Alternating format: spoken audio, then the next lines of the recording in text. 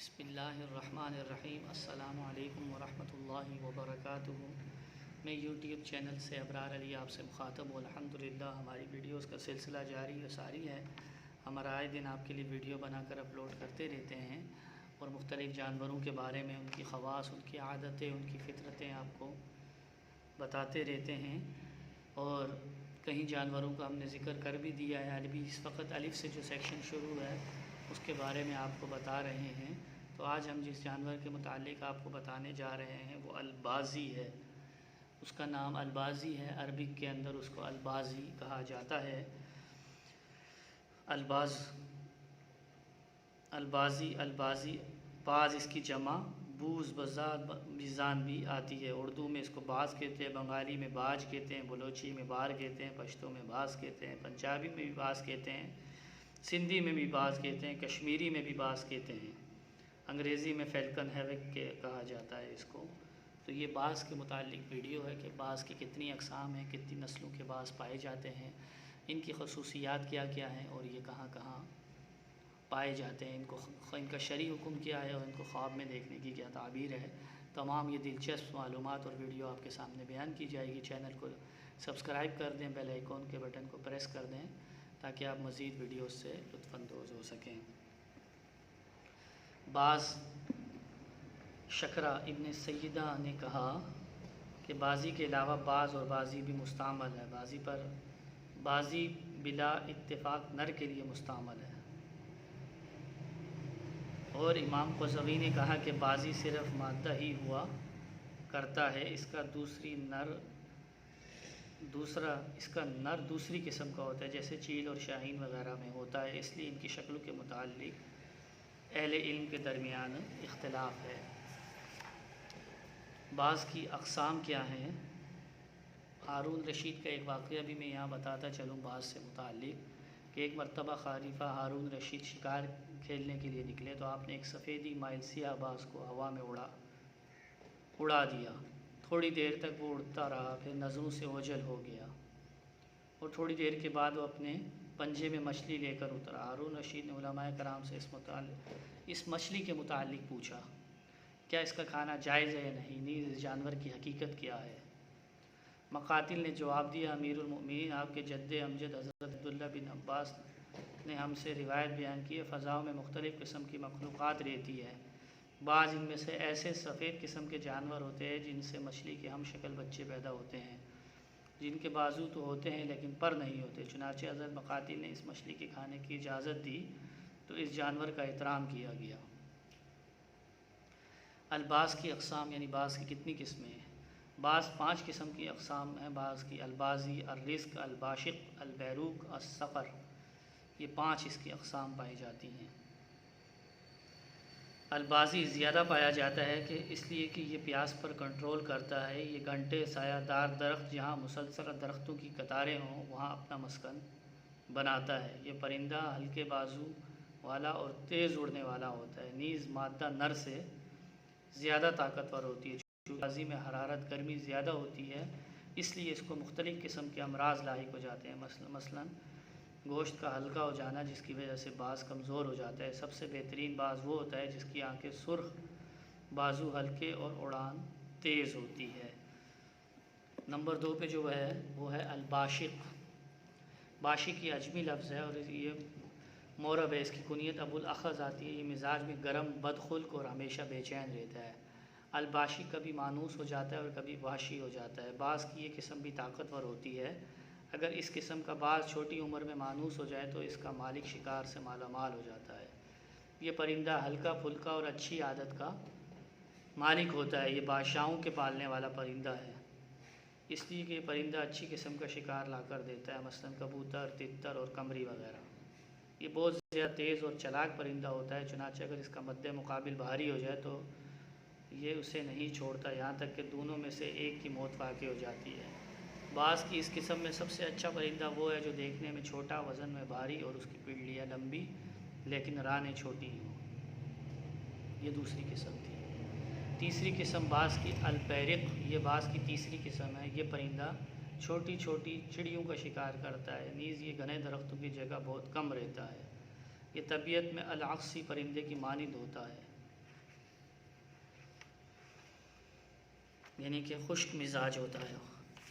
یہ کبھی کبھی چڑیوں کا شکار کرتا ہے، بسا اوقات چڑیوں سے خوف زدہ ہو کر بھاگ بھی جاتا ہے۔ یہ پرندہ شکل و صورت میں باز کے مشابہ ہوتا ہے۔ اب باز کا حکم کیا ہے؟ ہر قسم کا باز اور شکرہ حرام ہے، اس لیے کہ نبی علیہ الصلوۃ والسلام نے فرمایا ہے کونچی والے درندوں اور چنگل مارنے والے پرندوں کا کھانا حرام ہے۔ اکثر اہل علم کے نزدیک، اہل علم کا یہی مذہب ہے، باز اور شکرے کا گوشت حرام نہیں ہے۔ اکثر اہل علم کے نزدیک امام مالک قرآن پاک کی اس آیت سے استدلال کرتے ہیں جس میں مباح چیزوں کا ذکر کیا گیا ہے۔ اب اس کے متعلق مزید فقہائے کرام کی اس میں رائے ہیں، مختلف احناف کی بھی اس میں رائے ہیں، تو وہ زیادہ پھر تفصیلاً اس میں ویڈیو ہو جائے گی، تو میں مختصراً مشہور فقہا کے اقوال ان کے اس کے حوالے سے ذکر کر دیتا ہوں۔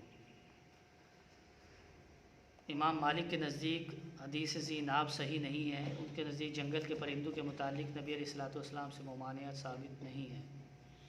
بعض اہل علم کہتے ہیں جس حدیث میں ذو مخلب کے الفاظ ہیں وہ حدیث صحیح نہیں ہے، اس لیے کہ میمون بن مہران نے یہ حدیث عبداللہ بن عباس سے روایت کی ہے، لیکن انہوں نے درمیان کا واسطہ چھوڑ دیا ہے، حالانکہ درمیان میں سعید بن جبیر بھی ہیں، اس لیے حدیث سقوط سے خالی ہے۔ اس علت کی بنا پر ہمارے نزدیک یہ حدیث قابل معیار نہیں۔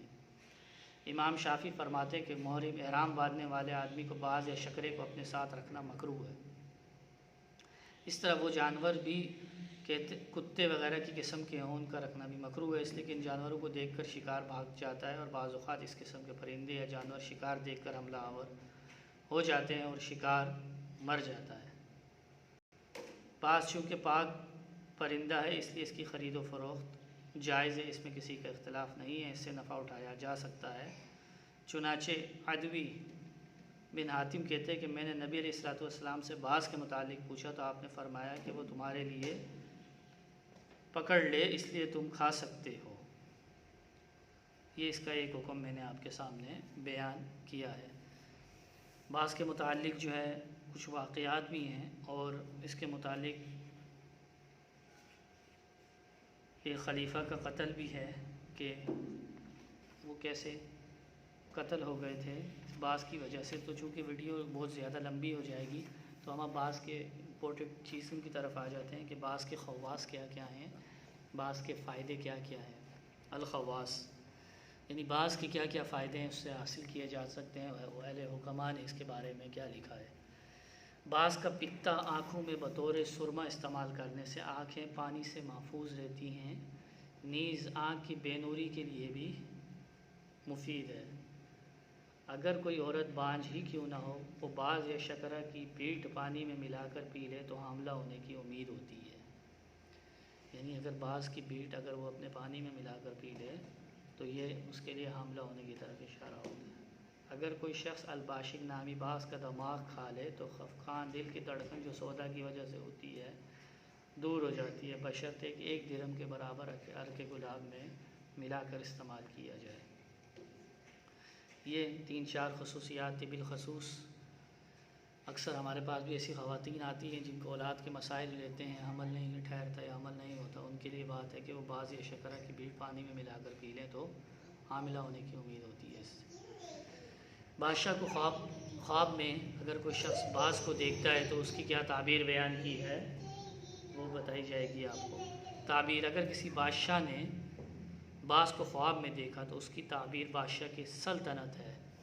اگر کسی بادشاہ نے خواب میں دیکھا کہ باز اس کے ہاتھوں سے اڑ گیا لیکن اس کی پنڈلیاں اس کے ہاتھوں میں رہ گئی ہے تو اس کی تعبیر یہ ہوگی کہ اس کی سلطنت چلی جائے گی، صرف اس کا نام باقی رہے گا۔